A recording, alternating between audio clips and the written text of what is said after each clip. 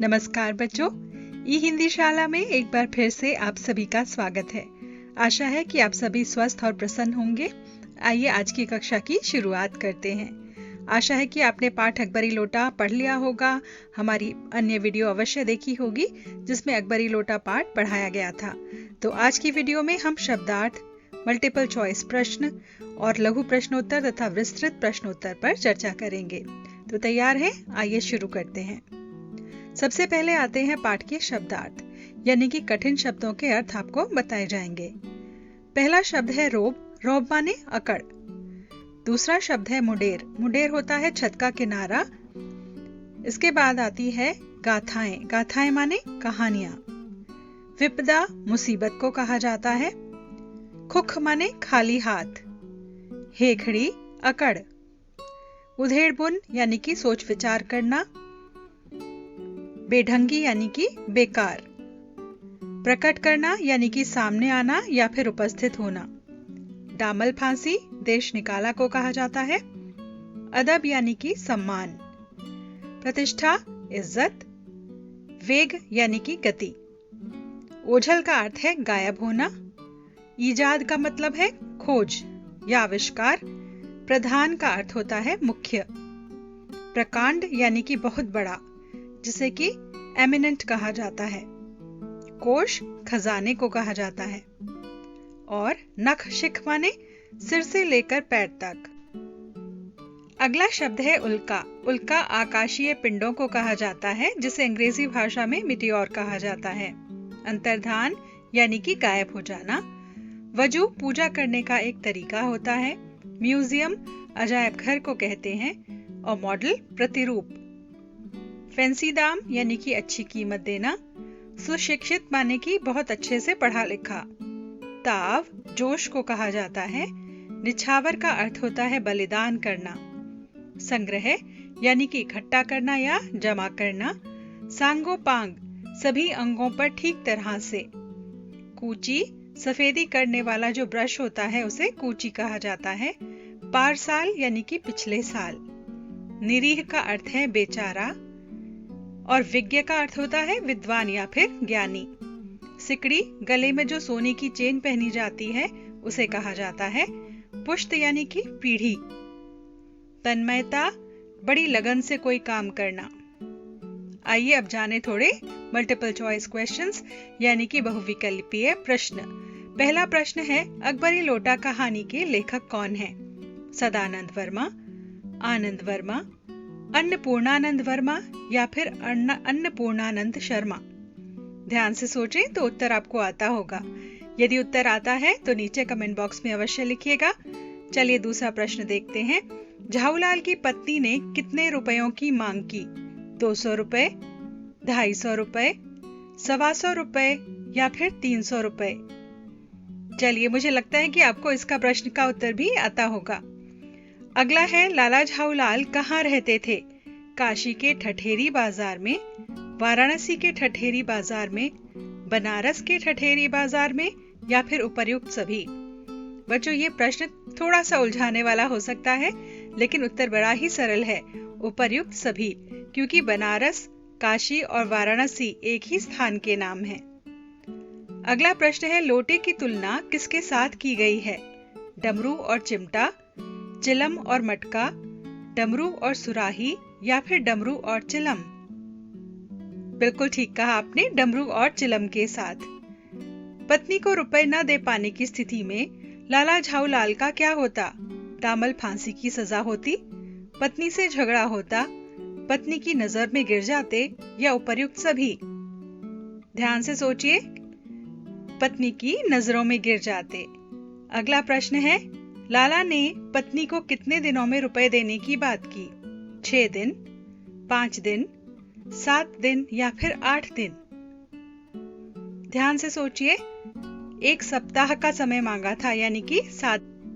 अगला प्रश्न है सिंध के रेगिस्तान में कौन मारा मारा फिर रहा था? बाबर, हुमायूं, अकबर या फिर शेरशाह सूरी। बिल्कुल ठीक कहा आपने। कौन फिर रहा था? हुमायूं। इसके बाद आता है अंग्रेज के पड़ोसी का नाम क्या था? Colonel Douglas, major Douglas, major Johnson या जनरल डायर? ध्यान से सोचे। बिल्कुल ठीक कहा आपने, मेजर डगलस। तीसरा प्रश्न है, बिलवासी जी ने रुपयों का प्रबंध कहां से किया? अपनी पत्नी से मांगकर, अपने पड़ोसी से मांगकर, पत्नी के संदूक से चुराकर या अपनी जमा पूंजी से निकालकर? आप सभी इस प्रश्न का उत्तर अवश्य जानते होंगे, नीचे कमेंट बॉक्स में लिखिएगा। आप इस प्रश्न का उत्तर भी अवश्य जानते होंगे। चलिए अपने प्रश्न के उत्तर का मिलान हमारे उत्तर से कीजिए। किसने की थी? न्यूटन ने। बिल्कुल ठीक कहा। अगला प्रश्न है, लाला झाऊलाल के हाथ से जब लोटा गिरा था तब वह कौन सी मंजिल पर खड़े थे? दूसरी मंजिल पर, तीसरी मंजिल पर, चौथी मंजिल पर या फिर पांचवी मंजिल पर? कौन सी मंजिल से गिरा था? चलिए देखें आपको उत्तर आता है कि नहीं। अपने उत्तर को हमारे उत्तर से मिलाइए। वो तिमंजिले पर खड़े थे, यानी कि तीसरी मंजिल पर। अगला प्रश्न है, पंडित बिलवासी जी ने लोटे की क्या विशेषता बताई कि वो कैसा है? पुश्तैनी, ऐतिहासिक, कीमती रत्न जड़ा या फिर रत्न जड़ित? बिल्कुल ठीक कहा, वो एक ऐतिहासिक लोटा है।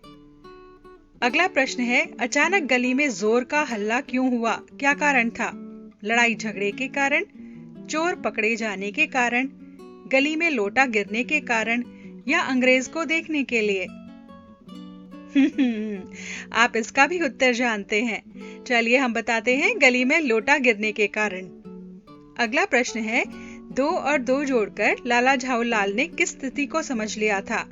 अंग्रेज के भीगे होने का कारण, गली में शोर होने का कारण, भीड़ के घर में घुसने का कारण या फिर उपर्युक्त सभी?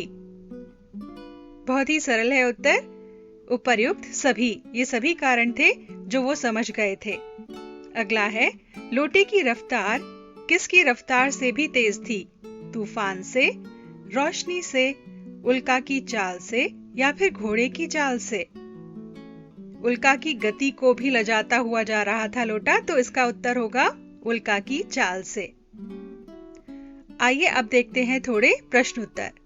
पहला प्रश्न है, लाला ने लोटा ले लिया पर बोले कुछ नहीं, अपनी पत्नी का अदब मानते थे। लाला झाऊलाल को बेढंगा लोटा बिल्कुल भी पसंद नहीं था, फिर भी उन्होंने चुपचाप लोटा ले लिया। आपके विचार से वो चुप क्यों रहे होंगे?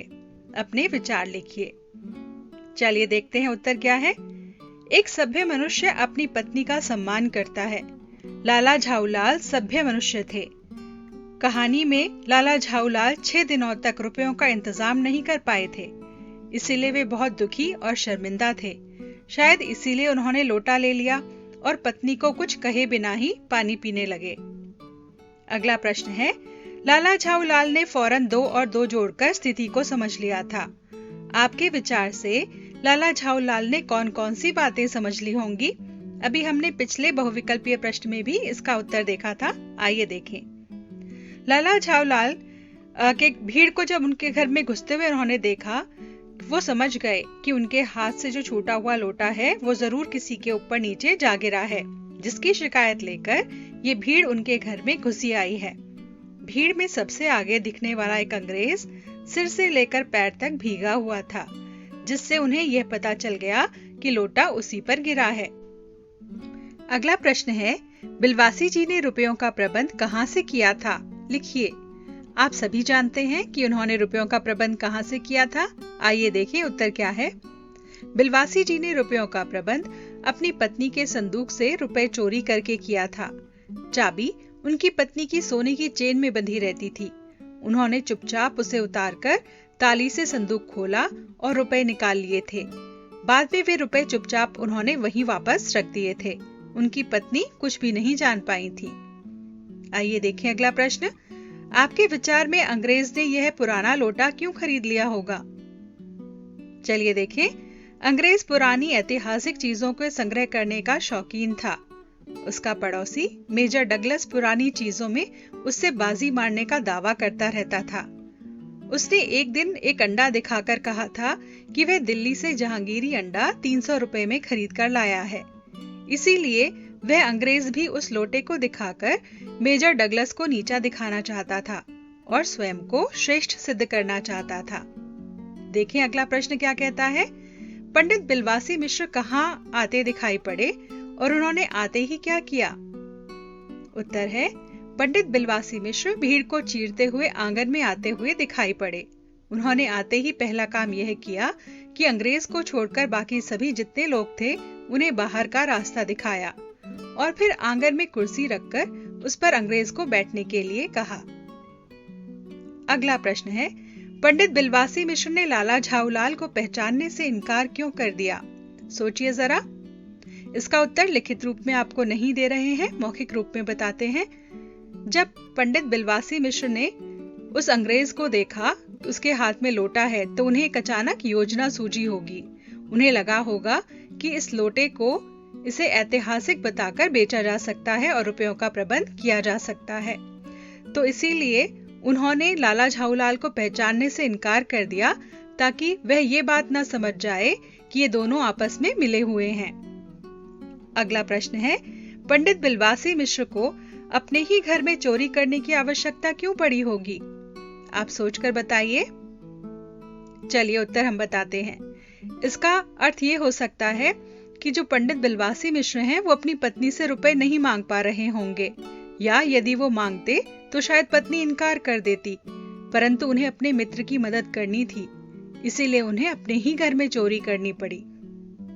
अगला प्रश्न, पंडित बिलवासी मिश्र ने ऐसा क्यों कहा कि सत्य को मेरे अलावा मेरा ईश्वर जानता है, आप उसी से पूछ लीजिए। चलिए इसका उत्तर भी बता देते हैं।